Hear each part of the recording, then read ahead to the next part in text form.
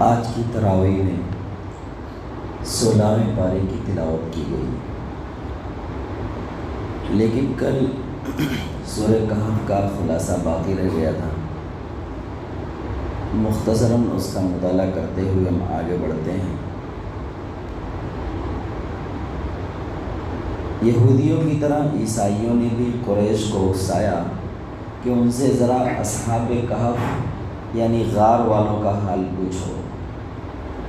یعنی عیسائیوں نے قریش کو اکسایا کہ اصحاب کہف کے تعلق سے حضور نبی کریم صلی اللہ علیہ وآلہ وسلم سے سوال کریں، اور ذوالقرنین کے تعلق سے ایک حدیث میں آتا ہے کہ روح کے تعلق سے بھی 3 سوالات دے کر جو ہے قریش کو عیسائیوں نے بھیجا حضور نبی کریم صلی اللہ علیہ وآلہ وسلم کے پاس۔ تو جب انہوں نے وہ سوال رکھے تو حضور نبی کریم صلی اللہ علیہ وآلہ وسلم نے کہا کہ کل ہم آپ کو اس کا جواب دے دیں گے۔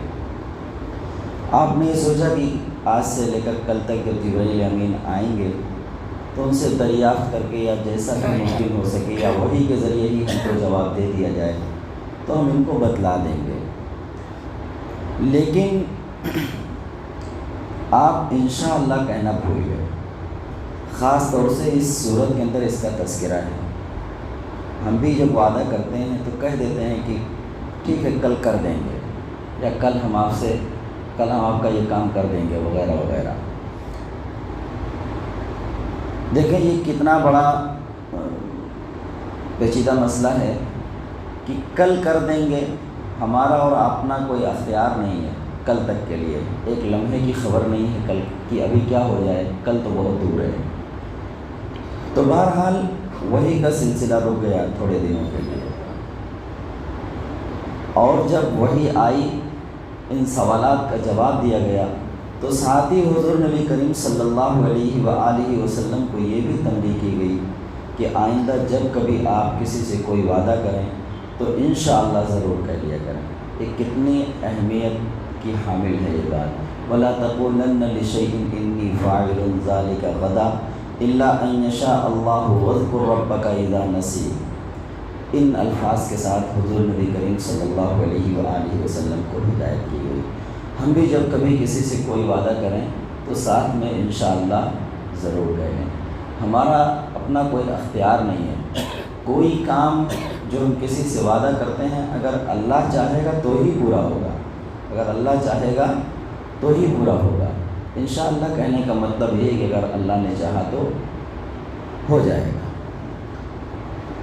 تو بہرحال سب سے پہلے اس صورت کے اندر وہ غار والوں کا واقعہ اللہ تبارک تعالیٰ نے بیان کیا ہے۔ یہ غار والے کون لوگ تھے؟ یہ کچھ نوجوان تھے جو اس وقت کے مشرک بادشاہ سے تنگ آ کر، یہ لوگ توحید پرست تھے، تھوڑے لوگوں کی تعداد تھی جو توحید پر یعنی اللہ کو ایک ماننے والے تھے، توحید پر عمل کرنے والے تھے۔ تو انہوں نے جب تنگ کرنا شروع کیا تو انہوں نے شہر چھوڑ دیا اور جا کر ایک غار میں پناہ لے لی۔ دیکھیں ایمان جو ہے کتنا اہمیت کا حامل ہے کہ ایمان کو بچانے کے لیے اگر گھر بار وطن سب کچھ چھوڑنا پڑ جائے تو چھوڑ دیا جائے، پھر بھی یہ سستا سودا ہے، ہم جو حضرت بلال، حضرت خبیب اور عمار و یاسر کے گھرانے کے جو واقعات سناتے ہیں، یہ کیا ہے؟ ان لوگوں نے بھی جو اتنی تکلیفیں اور مصیبتیں اٹھائیں، یہ صرف ان کا بھی جرم یہی تھا کہ یہ اللہ کو ایک ماننے والے تھے۔ ان کے یہاں 360 بتوں کی پرستش ہوتی تھی۔ ایسے میں ایک اللہ کے ایک ہونے کا اعلان کرنا کوئی معمولی بات نہیں تھا۔ وہ ان کو نہیں ہضم ہو رہا تھا، اس لیے وہ ان کو تکلیفیں دے رہے تھے، ان کو سزائیں دے رہے تھے۔ ایسا ہی کچھ معاملہ ان نوجوانوں کے ساتھ بھی تھا۔ بادشاہ مشرک اور یہ لوگ توحید پرست، بادشاہ جو ہے ظلم پر آمادہ، ان لوگوں نے اپنی بستی چھوڑ دی اور جا کر ایک غار میں پناہ لے لی۔ اب دیکھیں یہاں پر مدد اللہ تبارک تعالیٰ کی کس طرح سے ہوتی ہے۔ جیسے اللہ نے وعدہ کیا ہے کہ ہم جو لوگ ایمان والے ہیں اور عمل صالح کرنے والے ہیں، ہم ان کو ضائع نہیں کریں گے، ان کو ضائع نہیں ہونے دیں گے۔ تو جب ان لوگوں نے بستی چھوڑ دی، جا کر ایک غار میں پناہ لی، تو اللہ تبارک تعالیٰ نے ان کے اوپر نیند طاری کر دی۔ وہ کتنے دن؟ 1-2 دن، 4 دن، 5 دن، 1 مہینہ، 10 دن نہیں، 309 سال۔ کتنے سال؟ 309 سال اللہ تبارک تعالیٰ نے ان نوجوانوں کو اس غار میں سلائے رکھا، اور ساتھ ہی جو ان کا کتا تھا وہ بھی اس غار کے دہانے پر اس طرح بیٹھا رہا گویا وہ پہرا دے رہا ہو۔ 309 سال، 1-2 دن کی، 8-9 دن کی مدت نہیں ہے یہ۔ اللہ تبارک تعالیٰ نے ان ایمان والوں کی نیند غالب کر کے کتنے دنوں تک حفاظت کی؟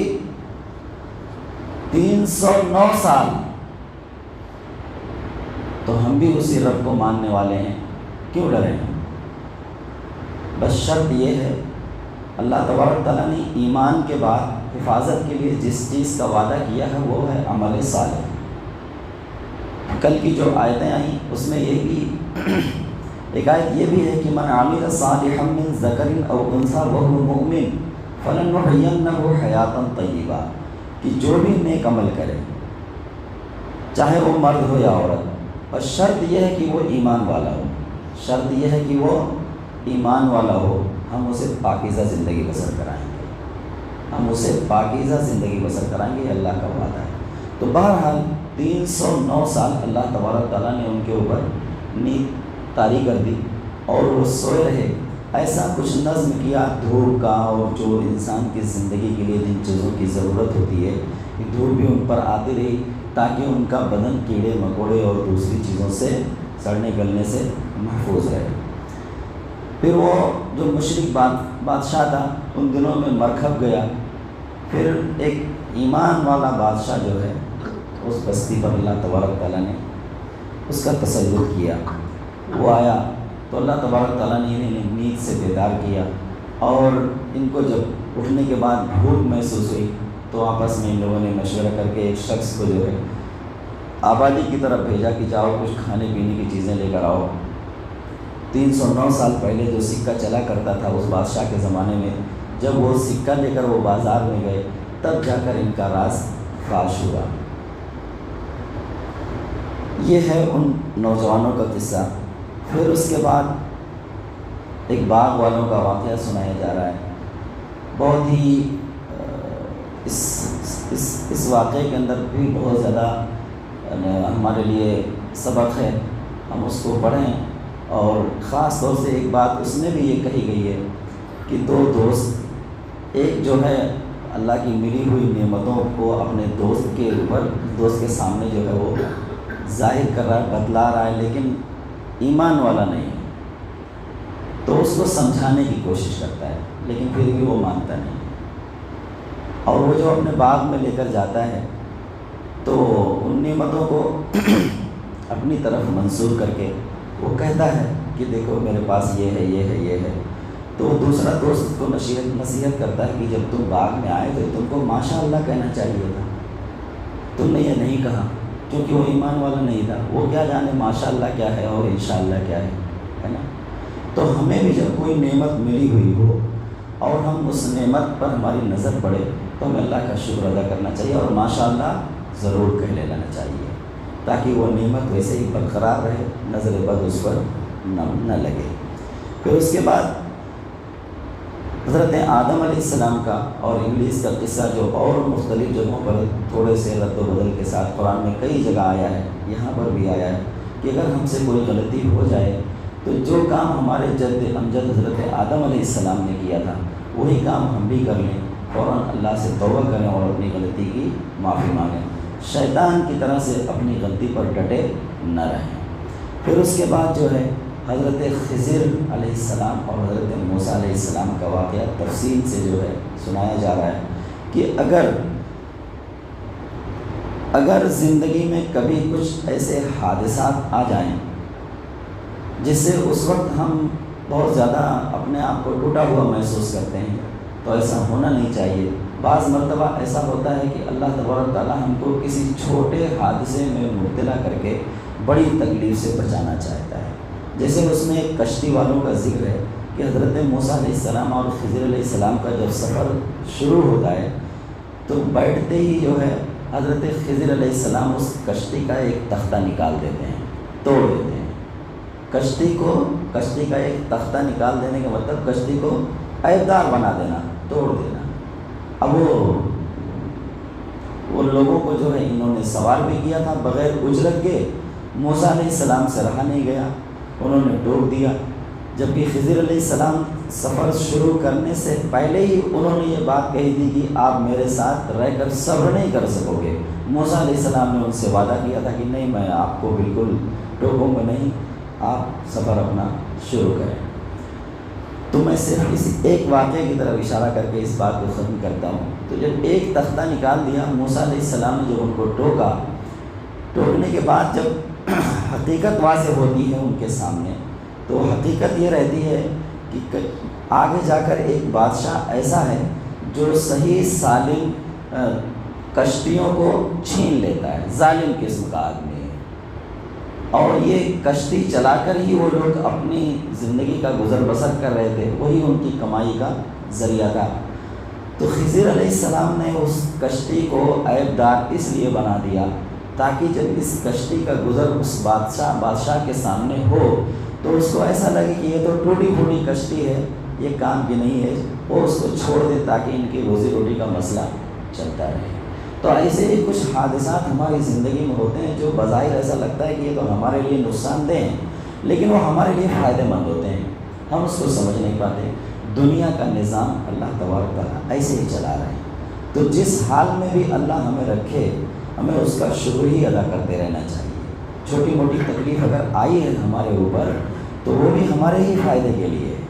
جیسے وہ کشتی کا ایک تختہ نکل جانا وہ کشتی والوں کے لیے ہی فائدہ مند ہے، ورنہ آگے چل کر وہ پوری کشتی سے ہاتھ دھو بیٹھتے ہیں، وہ ظالم چھین لیتا ان سے، تو جو روزی روٹی ان کی چل رہی ہے وہ اس سے بھی بیکار ہو جاتے ہو۔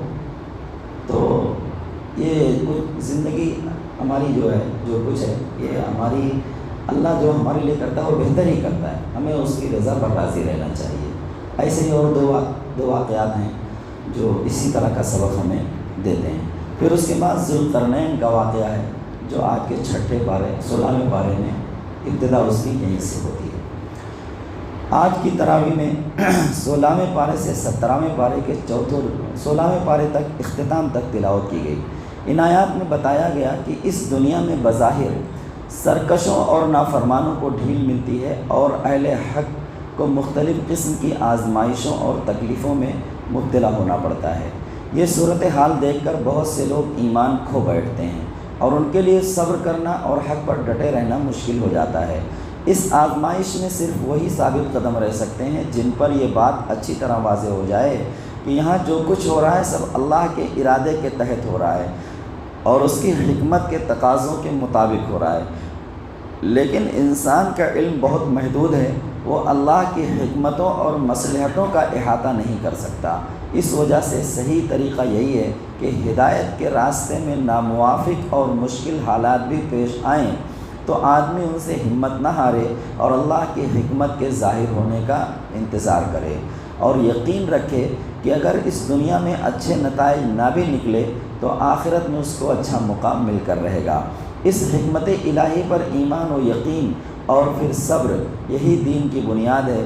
اس وجہ سے اللہ تعالیٰ نے حضرت موسیٰ علیہ السلام کو ایک عظیم مہم یعنی فرعون کے مقابلے کے لیے منتخب کیا، تو آپ کو صبر کی تربیت دینے کے لیے ایک خاص بندے کے پاس بھیجا جنہیں عرف عام میں حضرت خضر علیہ السلام کہا جاتا ہے، اس لیے کہ یہ چیز صرف جاننے کی نہیں بلکہ عملی تربیت کی محتاج ہے۔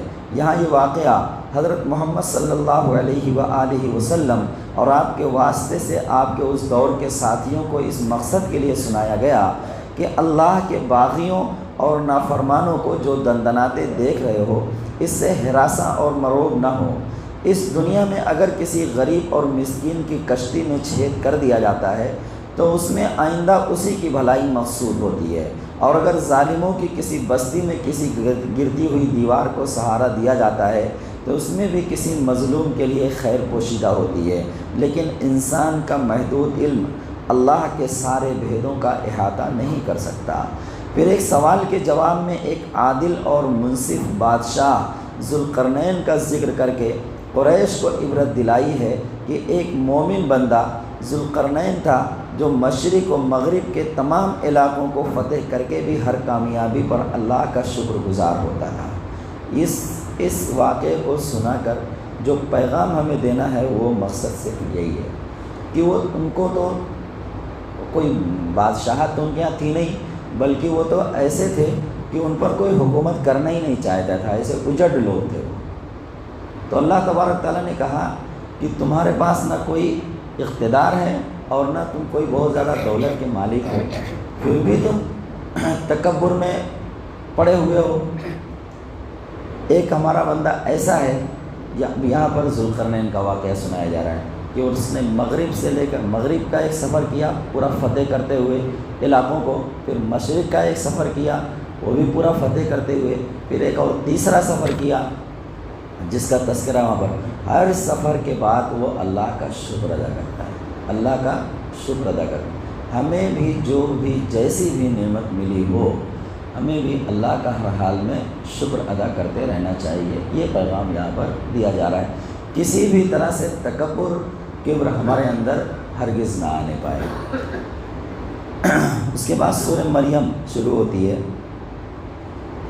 سورہ مریم میں سب سے پہلے حضرت زکریا علیہ السلام کی اس دعا کو بیان کیا جو انہوں نے اپنے بڑھاپے میں اور بیوی کے باج ہونے کے باوجود ایک بیٹے کے لیے کی، اور اللہ تعالیٰ نے ان کی دعا قبول فرما کر انہیں حضرت یحییٰ علیہ السلام کے پیدا ہونے کی خوشخبری سنائی۔ یہ واقعہ حضرت مریم علیہ السلام کے ہاں معجزانہ طور پر بغیر باپ کے حضرت عیسیٰ علیہ السلام کی پیدائش کا واقعہ بیان کرنے سے پہلے تمہید کے طور پر بیان کیا ہے کہ حضرت یحییٰ علیہ السلام کی ولادت بھی عام قانون سے ہٹی ہوئی ہے کہ مرد بوڑھا ہو گیا تھا اور عورت بالکل باج اور ولادت کے ناقابل تھی، مگر جب اللہ نے چاہا تو ان کے اولاد ہو گئی۔ مگر حضرت یحییٰ علیہ السلام نے تو الہ کا دعویٰ نہیں کیا اور نہ کسی نے انہیں الہ بنایا۔ پھر حضرت مریم علیہ السلام کی پاکیزہ زندگی اور ان کی عبادت گزاری کا حال بیان کیا۔ حضرت عیسیٰ علیہ السلام کی پیدائش کے بارے میں بتایا کہ لوگوں کے اعتراض کے جواب میں خود حضرت عیسیٰ علیہ السلام نے پالنے ہی میں اپنے بندے ہونے اور اللہ کی طرف سے نماز اور زکوٰۃ کی ہدایت پانے کی منادی کی۔ مطلب بالکل شیرخوار بچہ۔ انہوں نے حضرت مریم علیہ السلام اپنی ماں کی برات کا بھی اس انداز میں اعلان کیا، کیونکہ جب وہ بیٹے کو لے کر آئیں، نکاح کسی سے ہوا نہیں، شادی ہوئی نہیں ہے اور بچہ پیدا ہوا، تو ظاہر سی بات ہے پھر لوگوں نے الزام بھی لگائے اور الگ انداز میں جو ہے دیکھنا شروع کیا۔ خود بھی ڈر رہی تھی کہ معاشرے کے لوگوں کا، سماج، ہر خاندان کے لوگوں کا کیسے سامنا کروں گی، تو اللہ تبارک تعالیٰ نے تسلی دی کہ گھبراؤ نہیں، جب تم اس بستی میں جانا، اپنے قبیلے میں جانا، تو جا کر ان سے کہنا کہ میں روزے سے ہوں، اشارہ کر کے، کیونکہ اس زمانے میں جو روزہ رکھا جاتا تھا اس میں گفتگو بھی نہیں کی جاتی تھی، بات بھی نہیں کی جاتی تھی۔ تو حضرت مریم علیہ السلام نے بستی میں جانے کے بعد یہی کہا کہ میں روزے سے ہوں، تو بچے نے جو ابھی پیدا ہوا ہے اس نے گواہی دی کہ میں اللہ کا بندہ اور اس کا نبی ہوں۔ پھر حضرت مریم علیہ السلام کی پاکیزہ زندگی اور ان کی عبادت گزاری کا حال بیان کیا کہ حضرت عیسیٰ علیہ السلام کی پیدائش کے بارے میں بتایا کہ لوگوں کے اعتراض کے جواب میں خود حضرت عیسیٰ علیہ السلام نے پالنے ہی میں اپنے بندے ہونے اور اللہ کی طرف سے نماز اور زکوٰۃ کی ہدایت پانے کی منادی کی۔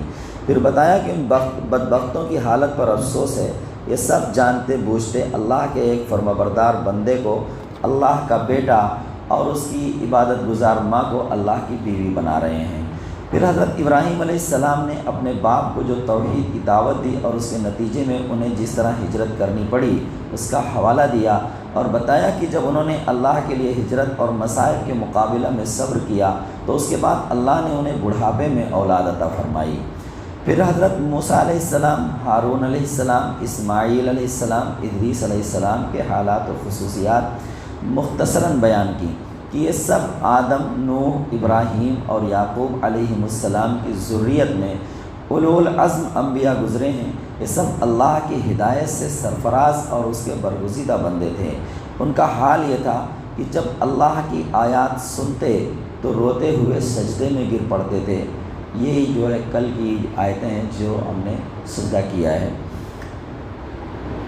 پھر ان کی اولاد میں ایسے ناخلف پیدا ہوئے کہ نماز اور زکوٰۃ سب کو ضائع کر دیا اور اپنی خواہشوں کی پیروی کرنے لگے۔ یہ لوگ اس گمراہی کے انجام سے عنقریب دوچار ہوں گے۔ ان کے اندر سے نجات وہی پا سکیں گے جو توبہ اور اپنی اصلاح کر لیں۔ یہاں پر خاص طور سے جو ہے جیسا کہ اتنے سارے انبیاء کا ذکر آیا تو تھوڑی تھوڑی جو ہے نا ان کی خوبیاں، ان کی خصوصیات بھی بیان کی۔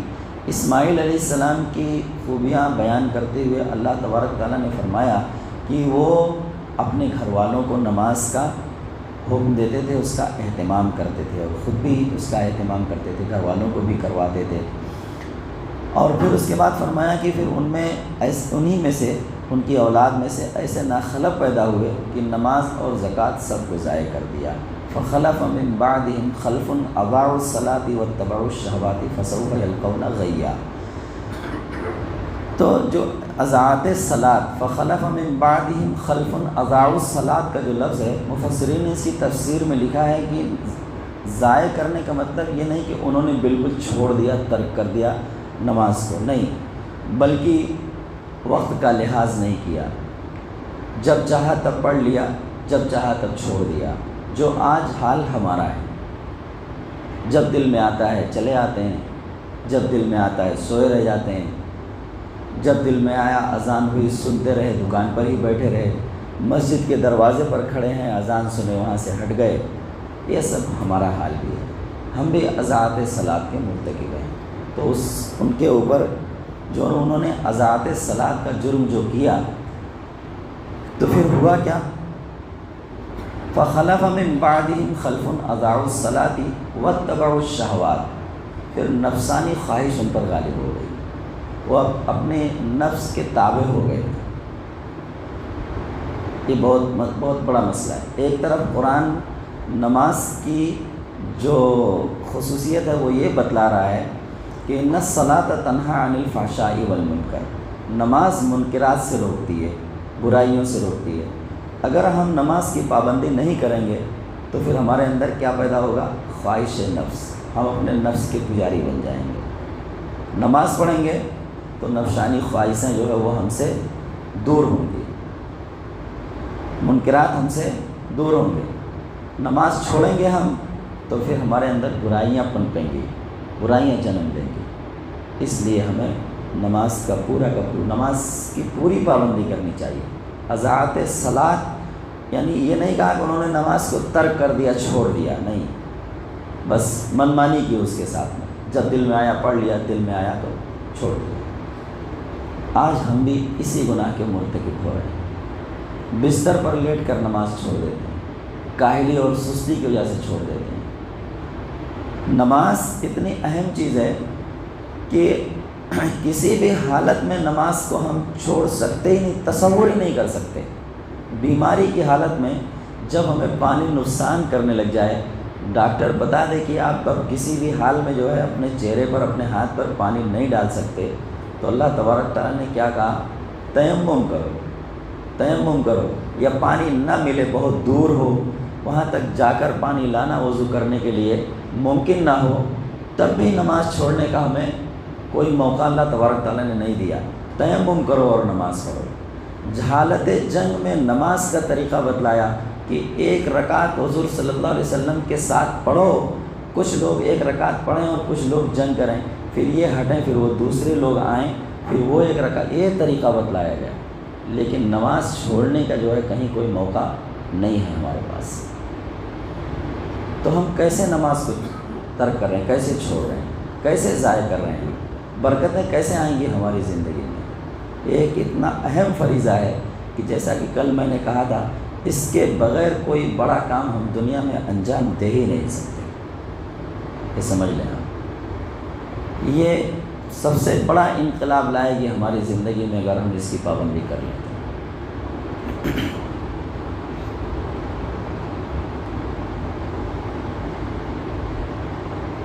پھر ان کی اولاد میں ایسے ناخلف پیدا ہوئے کہ نماز اور زکوٰۃ سب کو ضائع کر دیا اور اپنی خواہشوں کی پیروی کرنے لگے۔ یہ لوگ اس گمراہی کے انجام سے عنقریب دوچار ہوں گے، ان کے اندر سے نجات وہی پا سکیں گے جو توبہ اور اپنی اصلاح کر لیں۔ یعنی جو آج ہم سے نمازیں چھوٹ رہی ہیں، ہم اللہ سے توبہ کریں اور اپنی اصلاح کر لیں، آئندہ نمازوں کو نہ چھوڑنے کا عزم کر لیں، تہیہ کر لیں۔ رمضان بہترین موقع ہے اس کے لیے۔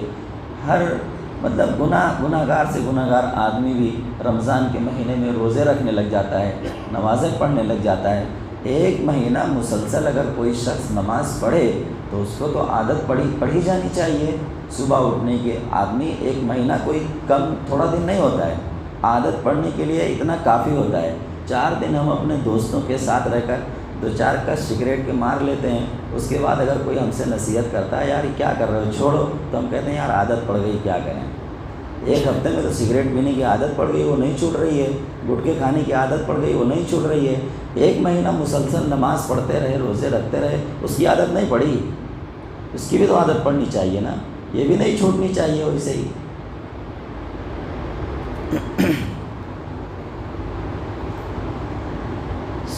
انسان کہتا ہے کہ جب میں مر جاؤں گا تو پھر زندہ کر کے نکالا جاؤں گا۔ کیا انسان اس بات کو نہیں جانتا کہ جب ہم نے اسے پہلے پیدا کیا تو اس سے پہلے کچھ بھی نہ تھا؟ تمہارے رب کی قسم، ہم ان کو بھی اور شیطان کو بھی ضرور اکٹھا کریں گے، پھر ان کو جہنم کے گرد اس طرح حاضر کریں گے کہ وہ 2 زانوں گھیرا ڈالے بیٹھے ہوں گے۔ ہم بتائیں گے کہ تم کو اب اس جہنم میں ضرور داخل ہونا ہے، پھر ہم ان کو نجات دے دیں گے جنہوں نے تقویٰ اختیار کیا ہوگا، اور اپنی جانوں پر ظلم ڈھانے والوں کو گھیرے میں اکڑو بیٹھا ہوا چھوڑیں گے۔ سورہ کے خاتمہ پر فرمایا، کہتے ہیں کہ رحمان نے کسی کو بیٹا بنایا، سخت بیہودہ بات ہے جو تم لوگ گڑھ لائے ہو۔ قریب ہے کہ آسمان پھٹ جائے، زمین شق ہو جائے اور پہاڑ گر جائیں، اس بات پر کہ لوگوں نے حضرت عیسیٰ علیہ السلام کو رحمان کی اولاد ہونے کا دعویٰ کیا۔ رحمان کی یہ شان نہیں ہے کہ وہ کسی کو بیٹا بنائے۔ زمین اور آسمان میں جو بھی ہے سب اس کے حضور بندوں کی حیثیت سے پیش ہونے والے ہیں۔ اس آیت میں اللہ تعالیٰ اس بات پر سخت غضبناک ہے کہ لوگوں نے حضرت عیسیٰ علیہ السلام کو اللہ کا بیٹا بتایا۔ ایسی بات پر آسمان زمین پھٹ جائیں اور پہاڑ ریزہ ریزہ ہو جائیں تو کوئی تعجب نہیں۔ جب اللہ تعالیٰ کسی کو بیٹا بنانا پسند نہیں فرماتا، پھر وہ کیسے کسی انسان کو اپنا ہمسر بنا سکتا ہے؟ اور انسانوں میں جن لوگوں نے بزرگان دین کو حاجت روا مشکل کشا بنایا، وہ کتنے بڑے گناہ کا ارتکاب کر رہے ہیں۔ نیز جو لوگ نبی صلی اللہ علیہ وسلم کو خدا کا روپ دیتے ہیں، وہ خدا پر کتنی بڑی جرات دکھا رہے ہیں۔ ایک شعر کے ذریعے اس کی مثال دی جا رہی ہے، مثلاً وہی جو مستوی عرش تھا خدا ہو کر، اتر پڑا وہ مدینے میں مصطفیٰ ہو کر۔ ایسا عقیدہ رکھنے اور ایسا شعر کہنے پر زمین آسمان پھٹ جائیں، پہاڑ چور چور ہو جائے، بلکہ آندھی طوفان اور سیلاب بھی آ جائے تو کم ہے۔ اللہ تعالیٰ اس کھلے ہوئے شرک سے ہم سب کو محفوظ رکھے۔ سورہ طٰہٰ میں نبی صلی اللہ علیہ وسلم کو مخالفین کے مقابل میں صبر اور نماز کی تلقین کی ہے۔ دیکھیے، جب بھی ہمارے اوپر کوئی مصیبت اور کوئی پریشانی آتی ہے تو یا کوئی بڑی ذمہ داری سونپی جاتی ہے تو اللہ تعالیٰ ہمیں کس چیز کی تلقین کر رہے ہیں؟ صبر کرو اور نماز ادا کرو۔ کھلی ہوئی سورہ بقرہ کی آیت بالکل، یا ایھا الذین آمنوا استعینوا بالصبر والصلاۃ، کہ اے ایمان والو کس کے ذریعے مدد حاصل کرو؟ کس کے ذریعے؟ صبر کے ذریعے اور نماز کے ذریعے۔ جب ہمارے اوپر کوئی تکلیف آتی ہے تو ہم یہ دونوں چیزیں اپنے ہاتھ سے چھوڑ دیتے ہیں، پریشانی میں نماز سے دور ہو جاتے ہیں، اور صبر تو بہت دور کی بات ہے، جب نماز ہی نہیں رہی تو صبر کہاں سے رہے گا؟ تو یہ دونوں چیزوں کو ہمیں تھام لینا چاہیے، اللہ کی مدد اس سے آئے گی انشاءاللہ۔ وہ لوگ جن کے دل خوف سے خالی ہو چکے ہیں، ان کے اندر ایمان اتار دینا آپ کی ذمہ داری نہیں ہے۔ قرآن کسی مانگنے والے کی درخواست نہیں ہے کہ بھائی میرے سن لو، بلکہ یہ خالق ارض و سما اور مالک عرش کرسی کا فرمان ہے، اس کو اسی کے شایع نشان انداز میں پیش کیجئے۔ ناقدروں اور مغروروں کی زیادہ ناز برداری کی ضرورت نہیں ہے، اپنے رب پر بھروسہ کیجئے، وہ آپ کے تمام ڈھکے اور کھلے کاموں سے اچھی طرح باخبر ہے۔ یعنی قرآن کوئی ایسا معمولی کلام نہیں ہے کہ وہ بھیک منگوں کی طرح سے جو ہے کہا جائے کہ بھائی یہ ذرا سن لو، یہ ذرا سن لو، یہ دیکھو یہ سن لو، نہیں، بے نیازی کے ساتھ پیش کیا جائے۔ حضرت موسیٰ علیہ السلام کے واقعات بیان کیے کہ کس طرح فرعون جیسے دشمن کے گھر میں پرورش کرائی حضرت موسیٰ علیہ السلام کے ہاتھوں ایک بگدی کا قتل ہوا اور آپ مصر سے نکل گئے، مگر اسی کو اللہ نے نبوت پانے کا ذریعہ بنایا۔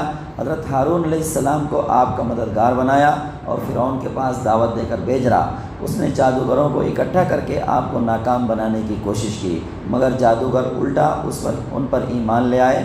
پھر بنی اسرائیل کو ساتھ لے کر ہجرت کی۔ فرعون نے پیچھا کیا اور مال اور لشکر کے غرق دریا ہو گیا۔ پھر فرعون سے نجات پانے کے بعد اللہ نے بنی اسرائیل پر جو انعامات کیے اور بنی اسرائیل جس طرح بار بار ناشکری کرتے رہے، اس پر تبصرہ کرتے ہوئے نبی صلی اللہ علیہ وسلم کو خطاب کر کے فرمایا، یہ جو حالات ہم سنا رہے ہیں یہ ماضی کا قصہ نہیں ہے، بلکہ یہی حالات آپ کو پیش آ رہے ہیں۔ آپ جلدی نہ کریں، صبر کے ساتھ خدا کے فیصلے کا انتظار کریں۔ جلدی شیطان کو دخل اندازی کا موقع دیتی ہے۔ آدم علیہ السلام نے جلدی ہی کی وجہ سے شیطان سے دھوکہ کھایا، اس لیے آپ صبر کے ساتھ کام کیے جائیے اور انجام اللہ پر چھوڑ دیجئے۔ اس صبر کی عادت کے لیے نماز کا اہتمام کیجیے۔ کتنی مرتبہ اتنے درمیان نماز کا حکم آ گیا ہے۔ اس صبر کی عادت کے لیے نماز کا اہتمام کیجیے۔ فرمایا، جو میرے ذکر یعنی درس نصیحت یعنی قرآن سے منہ موڑے گا، اس کے لیے دنیا میں زندگی تنگ ہوگی۔ بہت ہی اہم آیت ہے، بہت زیادہ ہم کو جھنجھوڑ دینے والی۔ ومن اعرض عن ذکری فإن له معیشۃ ضنکا، کہ جو اللہ کے ذکر سے اعراض کرے گا، منہ موڑے گا، اللہ تعالیٰ اس کی معیشت کو تنگ کر دیں گے، اس کی دنیا بھی تنگ ہو جائے گی۔ اور معیشۃ ضنکا ونحشرہ یوم القیامۃ اعمیٰ قال رب لم حشرتنی اعمیٰ وقد كنت بصیرا۔ بہت عبرت انگیز آیت ہے۔ اللہ تبارک تعالیٰ نے فرمایا کہ جو میرے ذکر یعنی درس نصیحت یعنی قرآن سے منہ موڑے گا، اس کے لیے دنیا میں زندگی تنگ ہوگی، یہاں چین نصیب نہ ہوگا، کروڑ پتی بھی ہوگا تو بے چین ہوگا، اور قیامت کے روز ہم اسے اندھا بنا کر اٹھائیں گے۔ قیامت کے روز ہم اسے اندھا بنا کر اٹھائیں گے۔